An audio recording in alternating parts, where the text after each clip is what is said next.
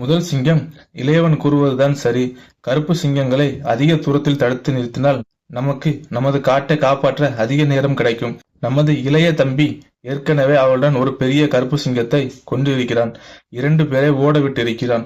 அதனால் அவர்களுக்கு ஒரு பயம் இருக்கும். அந்த பயம் அவர்களை முன்னேற விடாமல் தடுக்கும். அவர்களின் பயம் நமது வெற்றி என்பதை மறந்து விடாதீர்கள் என கூற, 3வது சிங்கத்தை பார்த்து முதல் சிங்கம் கேட்கிறது, நீ பயப்படுகிறாயா என்று கேட்க, அதற்கு 3வது சிங்கம், இல்லை இல்லை, நான் பயப்படவில்லை. நானாவது பயப்படுவதாவது? அந்த பயமே என்னை கண்டால் பயப்படும் என கூறுது. அதன் பிறகு 4 சிங்கங்களும் காட்டின் தெற்கு பகுதியின் எல்லையை நோக்கி செல்கின்றனர். எல்லையில் பார்க்கும் இடமெல்லாம் மிருகங்களின் உடல்கள்.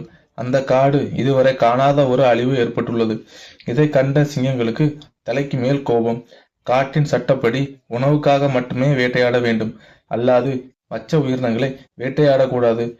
தங்கள் காட்டில் அத்துமீறி இவ்வாறு செய்த அந்த கருப்பு சிங்க கூட்டத்தை சும்மா விடக்கூடாது என்று 4 சிங்கங்களும் கருப்பு சிங்கங்களை தேடித் திரிகின்றனர்.